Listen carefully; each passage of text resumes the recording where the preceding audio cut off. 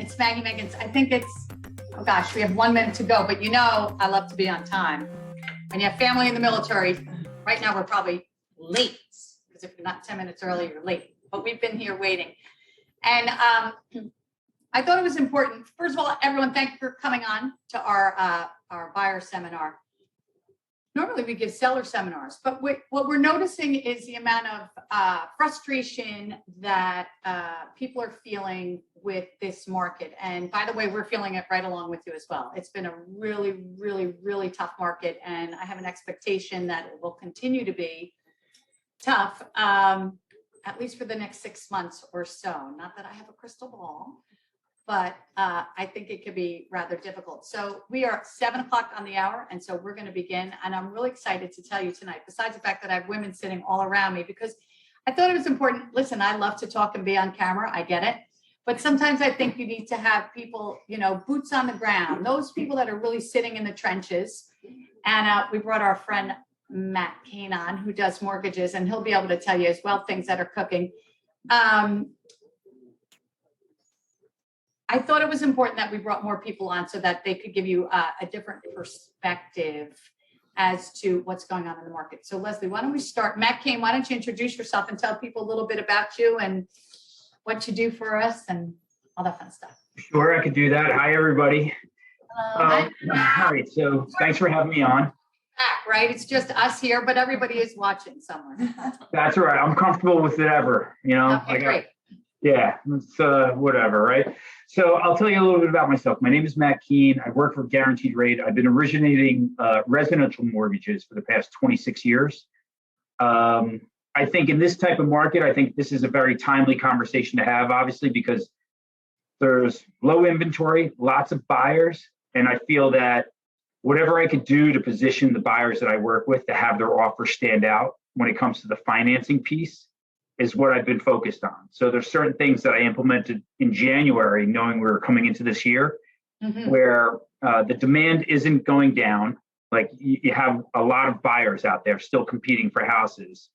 So really, how do you position the offers where it's going to stand out on the financing piece where it becomes a non-issue and it actually becomes attractive terms? Right. So that's what I figured I could pass along, some useful information that might be helpful to the buyers. That's great. That's great. And then sitting on either side of me, this is Tamara Bigman, who's on our team and works with buyers and sellers, and Debbie Fox, who's on my team, who works with buyers and sellers. And then we'll have to switch the camera on, but we have Megan Gruchez, and maybe we'll pull her chair over as well, or she or I can switch her. She'll say hello. And she also, it's, you know, sometimes I think people might get sick of hearing from me. So it's always good to shake it up a little bit. So Matt, why don't we start with you? Because I do think it's important. So often I work with many more so listings than I do buyers, although I do work with a certain select group of buyers that are, you know, old clients or family friends. But tell us a little bit about, Leslie, why don't you share our PowerPoint so we're going to share our screen. So give us 2 seconds. How to buy in a seller's market. There you go. Do you want to just close out the thing? Awesome. And we're off. We're going to move you up a second. Next. So getting your ducks in a row. Leslie found this. We thought it was so cute. Who doesn't love a whole bunch of little ducks? Matt, what do you think some of the things that the buyers that are out there now, you know, they're, okay, time to buy a house. What's that first step? And we always say, you know, the first thing we really think you need to do is get with a mortgage broker and figure out what you qualify for, how you're going to make this happen, et cetera. So why don't you kind of walk us through a couple little steps that you've been working with buyers on to make their offers rise to the top? Yeah, okay. So like I was saying, in January of this year, I transitioned. Instead of doing a standard pre-approval where you'll go online, fill something out, have your credit viewed, confirm the income and confirm the assets, and just get a letter, what I've been doing is having all the clients go through underwriting, and we completely underwrite the file with all the income and all the assets up front. So now we're issuing a mortgage commitment. Okay, so, a commitment. Right. Without a house. Yes. So in other words, when you issue a mortgage commitment, there's either pre-approval, pre-qualified, or a mortgage commitment. when you make an offer on a home in today's market, in the contract itself, you're putting down a date that you're going to be able to deliver a mortgage commitment to your attorney and to the seller's attorney that shows proof that you've actually been approved for a loan by a lender with based upon the terms that you're going to be able to meet and close on that transaction. What I'm doing now is instead of waiting for you to go and find the house, I find that it's more of an advantage for you to submit your offer with the mortgage commitment up front, subject to really just three things: finding the home, homeowner's insurance, and the title work to do a title search on the property. That's going to put you in a position where you can actually compete on a 21-day closing timeline. So you're no longer going to lose out based on it going up against a cash offer. It's going to allow you to be more appealing to the listing agent, that they can feel comfortable with checking off that box that the financing piece is taken care of. I'm fortunate enough to work for a company. My parent company's Guaranteed Rate. Yep. We tend to have our core group of businesses being in line with all the real estate companies out there. So we're familiar to the local market. So we might have a nationwide footprint, but we're actually local to all the markets that you're buying your home in. And that's typically how we get the referral or how we get introduced to it, because we know we're working with all the agents. So when we produce a mortgage commitment that's already done through underwriting, there's a level of comfort there on the listing side that will allow people just to know that it's done, taken care of, and they don't have to worry about the financing piece of it. Tell me this, when you're talking about a full mortgage commitment, most people, when it's not like the crazy days like it is today, most people would find a house, they'd go into attorney review, finish attorney review, start the mortgage process. And that's where they sit and meet with you, or I guess today now we do everything online, where they're giving you bank statements and deposit and just going through the whole process, running credit, et cetera, et cetera. So when you say a full mortgage commitment, how long does that take for you to get for a person? Yeah, it takes a few days. Like, you can immediately run the credit and do that piece of it. But everything is, like you were saying, Maggie, so automated that Yes. we have all the tools where you're going to link up your assets. You're going to be able to upload the tax returns of the W-2s and the pay stubs. And it's going to require a little bit of legwork, but no better time to do that legwork when you're not under the gun with trying to get in and out of attorney review. And you can actually, you're really, like you said, getting all your ducks in a row. That was a perfect slide, because now, over the course of a weekend, you can upload what you need to go through underwriting, have all that piece taken care of. You lock in. A lot of times questions come up about the interest rate. The interest rate stays floating until you find a home. So, and a commitment's good for anywhere from 90 to 120 days. Got it. Okay, so that was my next question. Okay. Yeah, it gives you a lot of time, anywhere from 3 to 4 months, to really shop at will, where you're able to go out there. And if the terms seem desirable to the seller for you to be aggressive on your closing timeline and, be able to close quickly, now you could use it to your advantage. But at least you have all that legwork and all your ducks in a row. All that is done ahead of time. And now you're just waiting to find the home that you're looking to buy. Awesome. Slip to the next one. So let's just talk a little bit about non-contingency offers. And so one of these here, I'll go to number one, a home sale contingency. If you're a buyer in today's market and you think you're going to have a home sale contingency, you're not going to be a buyer in today's market. This is not your market for that. We are clearly in a solid seller's market. It's a rare day in America you're going to get this home sale contingency through. I think the only way you would ever have that is if it's a house that's grossly overpriced, or it's got something wrong with it and nobody wants to buy it, or it's a for sale by owner and it's not that. When you're in a buyer's market, you could use that all day long, home sale contingencies. But just know, just in case you see that or you're thinking about that, a mortgage contingency. So this is where you're saying, hey, listen, let's get you that mortgage commitment. Let's go in there with it being all locked up. Let's talk about appraisals. Because a lot of people are waiving their appraisals, aren't they? Correct. Yeah, for sure. So that question, if you're asking that to me, Meg, that question comes up oftentimes, like if the buyer's agent is asking the buyer to waive the appraisal piece, what you're really asking is that, hey, regardless of where the value comes in, you have to accept the value. It is what it is. So if you went in aggressively bidding for the house and it doesn't appraise at the purchase price, then you can't use that as a reason to not move forward and continue buying the home. Right, so Worst- if you have I'll go easy numbers because it's easy for me. If you have $1 million house and you are waiving the appraisal contingency and you have, I don't know, $200,000, which is 20%, which is pretty lofty amount of money. And the house doesn't appraise. Talk us through a scenario. What would somebody have to do if the house didn't appraise and they were waiving their appraisal contingency? So And then- it's, yeah, so you bring up a good point about it.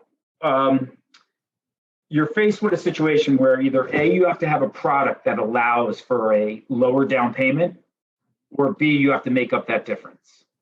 And that's why not all lenders are equal in that arena. So in other words, some lenders start with a minimum of 20% as the down payment. Correct. Some lenders will, on that $1 million purchase that you gave as an example, will only require a 5% down payment. So it can position you in a way where you have more flexibility using the same exact dollars. And I'll give you an example. Say a house, like you said, you're buying it for $1 million, you're putting down 20%, and it appraises at $950 for whatever reason, $50,000 under. The bank is going to say, all right, well, now the new purchase price is $950. You have to make up that $50,000 difference. Or we're going to have a program that allows you to take your 20% down payment and now consider that 15% and use that 5% differential that you had initially to make up the down payment. So a higher percentage loan to value. I don't want to confuse anybody or get too detailed on the numbers, but ultimately you have to look for options to where the minimum down payment isn't necessarily 20% if you're going to waive the appraisal. You want to make sure you're not putting down the bare minimum because you want to have a little bit of wiggle room. I will tell you though, Maggie, in this market, for as crazy as it is, we're not seeing under appraisals. You're not. And we're not, like, knock on wood. I haven't been, with the amount of sales that I did last year and the transactions, I've been very few. I can count on one hand where we had an appraisal issue. And I only think that because, one, we're using local appraisers that are very specific to the market area, and that's crucial. You can't send somebody up from South Jersey to appraise a property and have an appreciation for the direct train line in Short Hills or in Milburn or in Maplewood or South Orange. You have to have an understanding of the market. The other thing is that the market is moving so fast and sales are closing so quickly that you can't use comparables from 3 months ago or 6 months ago. You have to use comparables that closed 3 weeks ago, 4 weeks ago. An appraiser is going to basically take 4 other homes, similar layout, style, and square footage within 1 mile of that house. And that's where they're going to use as comparables to support the value. And in markets like Maplewood, South Orange, Milburn, Short Hills, Chatham, Summit, Madison, there's enough people that are bidding on these houses that it's not an anomaly for a house to go way over asking anymore. It's actually the norm. If we were in a market where it was a one-off, that's where we would have appraisal issues. But now we're in a market where, it's common knowledge that people are going in well over asking to begin with, and setting the tone for where these houses are going to close at. And the listing price is really the starting price. It's not necessarily, the price that it's going to close at. So prior to this market, there was probably a lot of weight put on the listing price. In this market now, I think the market has taken over, and the buyers themselves have determined where the value is and what they're going to pay. And their appraisals have, supported that.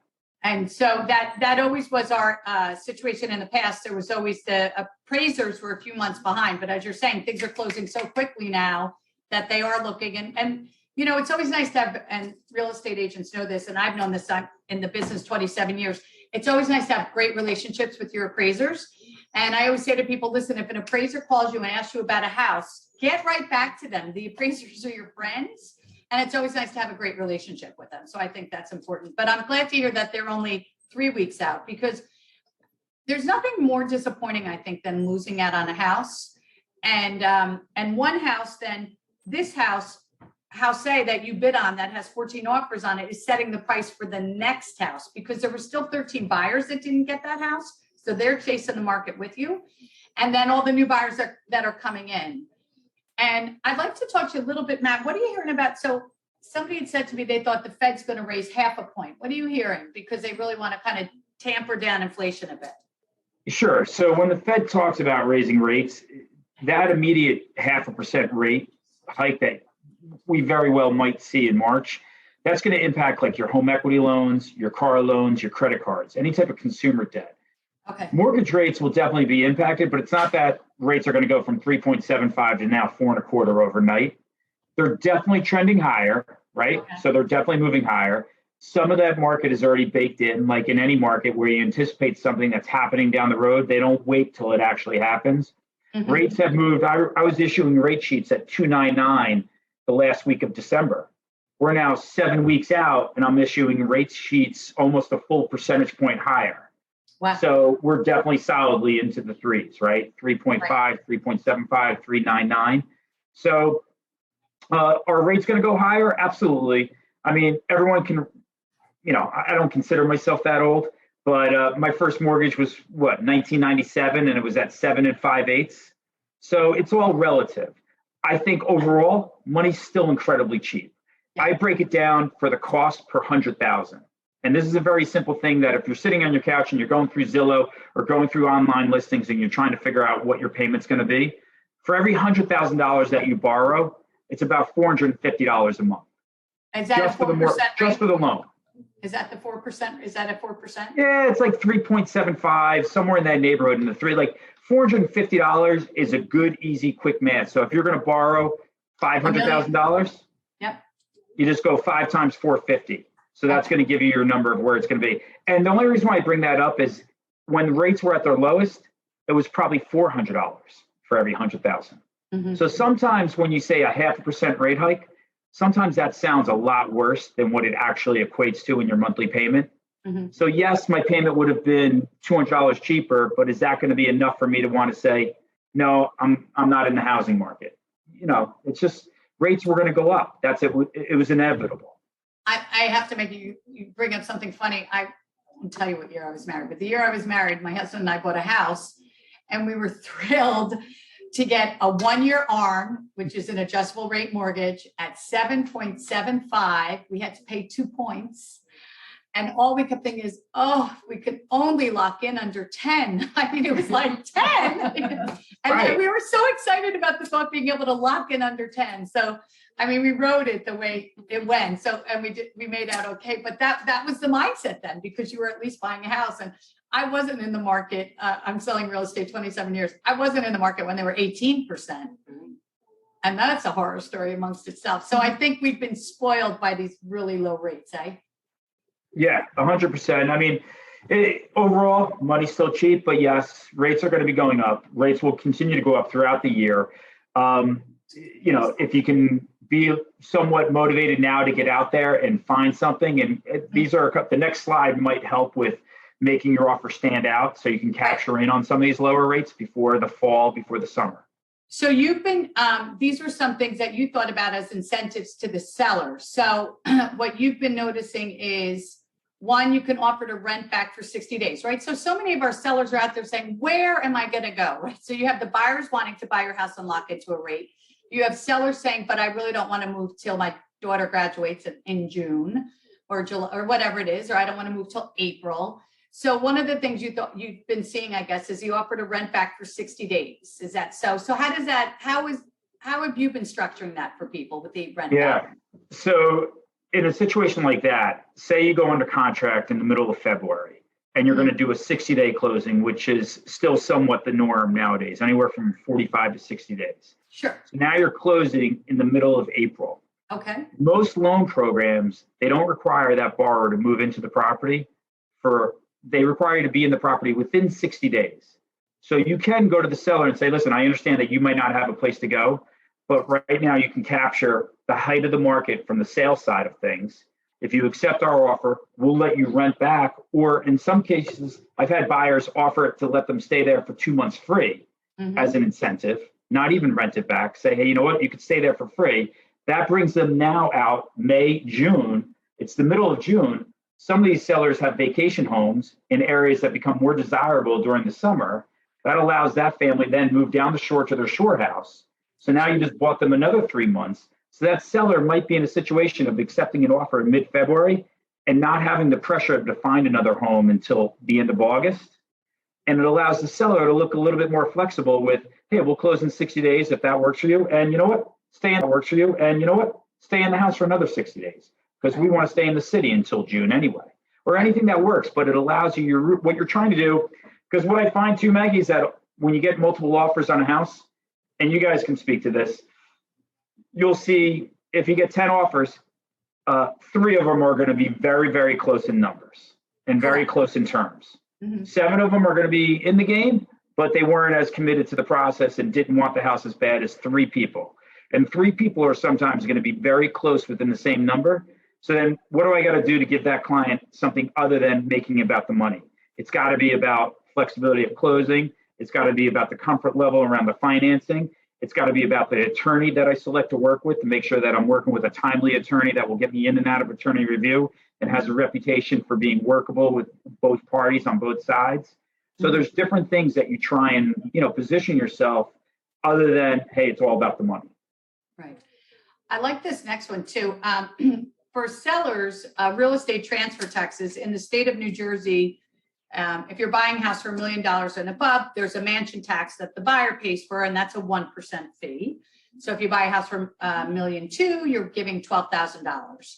Now, seller has to as well pay a transfer tax. So transferring the house from their name into your name. So they have a transfer fee. Now, if you're older than 62 and older, it's approximately half a percentage point. But if you're younger than 62, then it's a 1%. So what you're saying, approximately offered offset the seller's transfer tax, because sellers really don't have much to pay out, do they? They pay out commissions, they pay out their attorney fees. They're probably not paying for any home inspections in today's market because there probably are none. So that's a nice way to separate yourself from the pack by saying, look, we'll offer to pay your transfer or half of it. Yeah, you could offer to do a transfer tax. Another one is an offer to guarantee an on-time closing without a seller delay. So that might be something. Be like, you know what? We'll agree to meet that closing date within 30 days, or we'll give you a credit of X amount of dollars. Or like you're talking about here on the slide, hey, we know that you have a transfer tax of $11,000. We'll offer to pay $5,000 of that to you.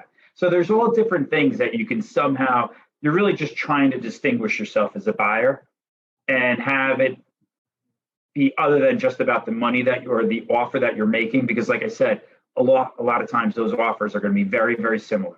Yeah, there is. You're absolutely right. Whenever I'm looking at, and Debbie will speak to this when she talks about her 68 offers on her one listing, there are 3 or 4 that will always rise to the top.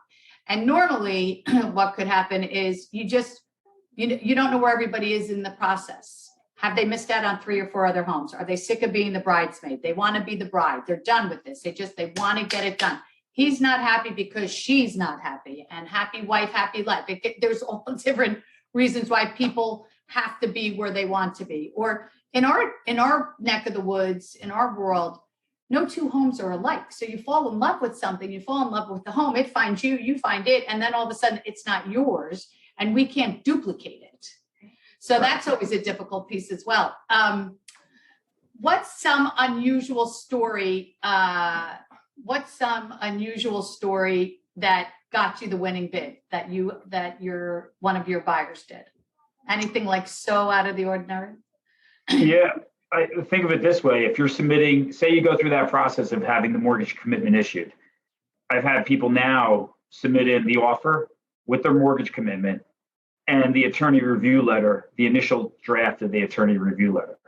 Because here's the other thing. If my kids were buying, my kids are in college. So say they come out of college and they're competing in this type of market, I'd be like, listen, you got to have all your people lined up, ready to go. Because a lot of times the house comes on the market on Thursday.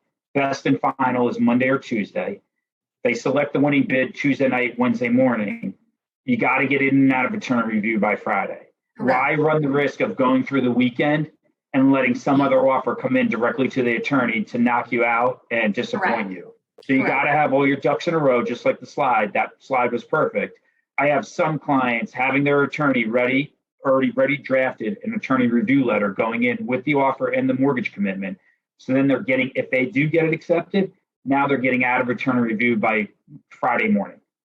And I'm going to assume those letters that are being done by the attorneys are the cleanest attorney review letters. Sometimes you'll see an attorney review letter that has 50 addendums and you're like, what is this? We negotiated no inspections. We negotiated fireplaces as is, and all of a sudden you have an attorney sending back in, we have the right to look at the fireplace, and we're inspections, and the attorney sometimes frustrate and screw up the deal, unfortunately. Well, you know what? Here, you bring up a good point, because here's another, I would say, a first-time home buyer pitfall that could potentially hang you up, is that everybody has somebody in the family that, might be an attorney, might dabble in real estate law, but might dabble in litigation and might dabble in other things.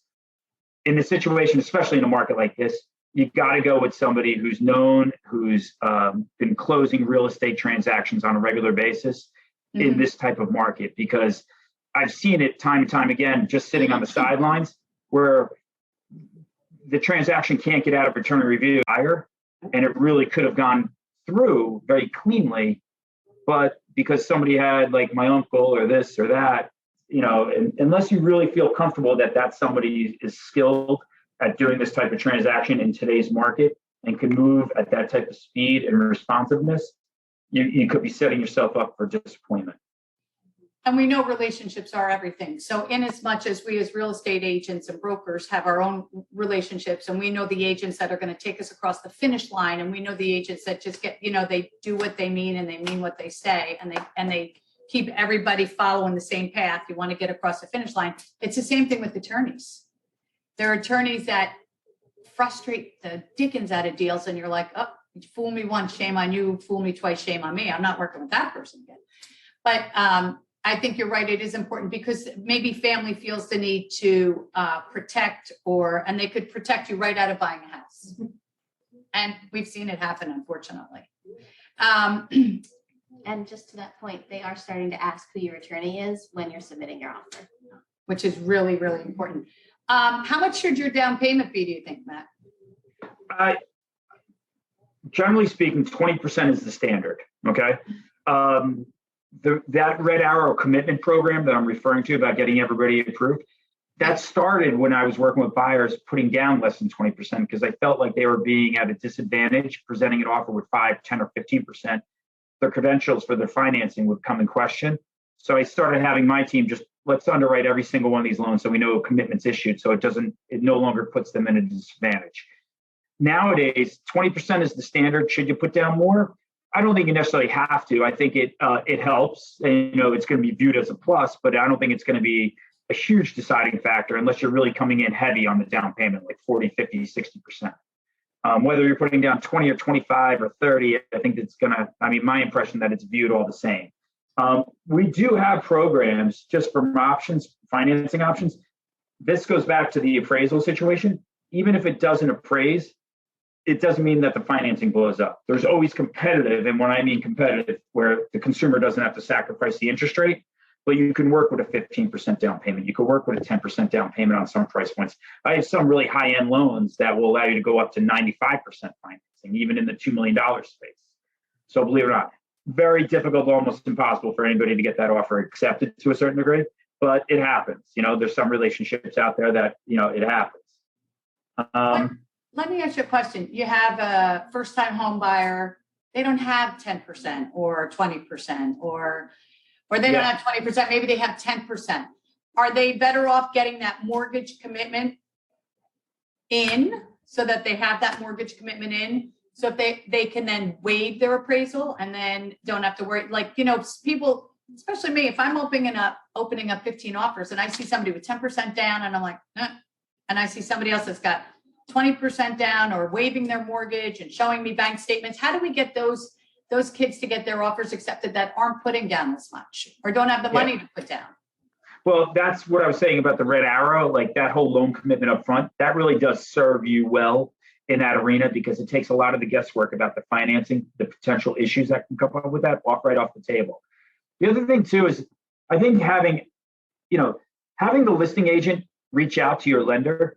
You got to have your lender on speed dial. And that's the other thing of doing business locally, where if you have relationships, if I have relationships with both buyer agents and listing agents, and you present an offer on behalf of your buyer, and the listing agent knows me and knows I have a track record, where you could text that listing agent and be like, hey, I want to give you a call about this offer I just got. And I'll have permission with the client to, really speak to the strengths of, hey, they just got out of school, both, 3 years on the job, 4 years on the job, using base salary only. Yes, we're only putting down 10%, but that's because they're trying to hold some money back in order to do renovations. The kitchen needs updating, the bathrooms need updating. You start to put a little bit more rhyme to the reason behind that. And it takes a lot of the guesswork or any of the concern about the level of the amount of the down payment out of it. Having that type of relationship where you can have somebody speak on your behalf and speak to the strengths of it, that all plays a role in getting that offer accepted and being responsive to the lender being responsive to the listing agent, being available to take those questions. So you really try and do everything you can to have it stand out. That's what I feel like. That's when I'm working with my buyers, I'm really trying to go to bat for them. I don't want to see them put in 10, 12 offers and not get accepted. I want to try and position it. In the pre-approval letters that I'll use, I'll put in that we'll order the appraisal within, now I'm moving it up to, we'll order the appraisal as soon as we get verbal acceptance of the offer being accepted, with the assumption that the appraisal will happen day one after we're under contract. So, because a lot of people are concerned about the value. We don't want to wait 30 days that we have an issue with value. We want to know, hey, boom, within 7 days, where do we stand? So then a buyer would just pay for that appraisal. Yeah, Done. that's it. Do it before the home rather inspection. than midway through. Got it. Yeah, like, the old school way would have been, go under contract, now pay to have your home inspection, and then do the appraisal. All we did was flip flop that. Go under contract, have the appraisal done. It's an aggressive So market. You could sleep at night. Okay, the house is appraised. Let's look at the inspection issues. That's good. We're good. All you did was flip flop that. You're trading one for the other. Both items are big. We just moved one up since it's a priority. Got it. Do we have a question? We do. We may have a question. In the attorney review discussion, thank you, Edward. What are you suggesting that the buyer give up? Everything? Why bother with attorney review? I know. I have to tell you something about attorney review. Before we had this type of market, and I've been in all these markets selling real estate for 27 years. The last time we had this type of market was in 2005 and 6 and 7. We would get in and out of attorney review in an hour. That's how crazy this market can be. I mean, sometimes the state laws requires us to have attorney review. So, but it used to be 3 days, but it could be 3 minutes, 3 hours, 3 days, 30 days. But the goal is to get in and out of attorney review as quickly as you possibly can. It's like boom, boom, house is off the market. You see it in our world, in our Garden State world, when a house is sold, the first phase of it is they put a little asterisk by the A. That means it's in attorney review. And then it goes to a UC, which means it's under contract. So yes, we've seen where we've done attorney review in less than an hour, just because people have the right to cancel a contract within that 3 days if you're not out of review. And that's why Matt's saying throw that letter up right away. People can still send offers to attorneys once an offer's been accepted. We have people that like to not follow the rules and take 2 and 3 and 4 bites at the apple. So they'll turn around and everybody's obeyed and followed the rules that the listing agent has put forward, but somebody felt they didn't bid high enough or they really want it. So they'll go back in and try and bust you in attorney review. That can happen as well. I have theories about all that, why I think that, well, I'll keep my theories to myself. It's okay. No, I do. You know how I feel. What else can somebody do, Matt? Well, I know you have a busy night tonight, but I'm glad you came on early for us. What else do you think somebody else could do? I mean, one of the first things, first of all, what is your cell phone number, please? Let's put that in the chat so that we have it. That Sure. We can have. We're going to put your cell phone in. Go ahead. Yeah, it's 973-464-7571. But even simpler than that, if you just Google just my name, you just go to Google and type in Matthew, Matthew, and then Keane, Keane. Just hit those 2 words. I'll come up with the first page of Google, like whatever the top 5 listings. So you can hit any one of those. Are you praying for that? I don't know. Snap. I know. It does make things that's all my company, but it does make things very easy where you're like Google 2 words and boom, it's there. And then that website, all my contact information, the online link is there. You'll see testimonials, you'll see all sorts of stuff. So, like I said, I've been doing it for 26 years. Anything I could do to give back to whatever type of advice, perspective, whatever I could do to help people win the offer or make the process better or not have it be so stressful, that's what I want to do. Absolutely. So use me as a resource. and we could always go from there. Thank you, Matt Keane. Well, you're wonderful. We thank you for coming on our seminar tonight, and you're welcome to stay, but if you have to go, we understand that as well. And we're just going to talk about what the girls are doing now in order to try and win the bid as well. So change your budget or change your expectations, right? Thanks, Matt. So it's a jungle out there, right? It's been rough as heck. And the reason why I thought it was important we have Debbie and Tamara come in and Megan is to be able to talk to what's really going on out there. Debbie, why don't you talk a little bit about, and I'll move over so you can move over so people can see you, about how did you decide? I mean, you just had this house that was listed and you had 68 offers, 68 offers. Lower price home, not that we're not still getting those multiple offers on other houses, we are. There was just one that was over 2 million that had 25 offers. But how did you decide, besides the fact that you set out that wonderful spreadsheet, how did you decide, or how did you help your seller to decide what were, say, the top 3 and how to work through those? Yeah, so it actually boiled down pretty easily. We did get 68 offers, which was insane. And I did put them on a spreadsheet. And every offer was over asking. Nothing was asking or below. And I sent the spreadsheet to my client and we got on the phone. And the first thing she said was, oh, I only want to look at offers that have 20% or more to put down. And very rapidly, we went from 68 offers to about a dozen. So the process of elimination for her is what was important. Right. That 20% down was important to her. So that took us down to 12. And the interesting thing was that we had one really off the wall offer, very high, which of course was very attractive to her. But that offer did not do anything about home inspection and did not do anything about appraisal. And so as far as I was concerned, that was sort of a bogus offer. So what we did was, but let's just interrupt, but the money is very sexy. the money is sexy, but if you're not waiving appraisal, then the money doesn't mean anything. And so what we did was, that was the first offer we went back to. I called the agent and I said, look, we have a deal if they're willing to waive appraisal. She said, let me call my client, I'll get back to you.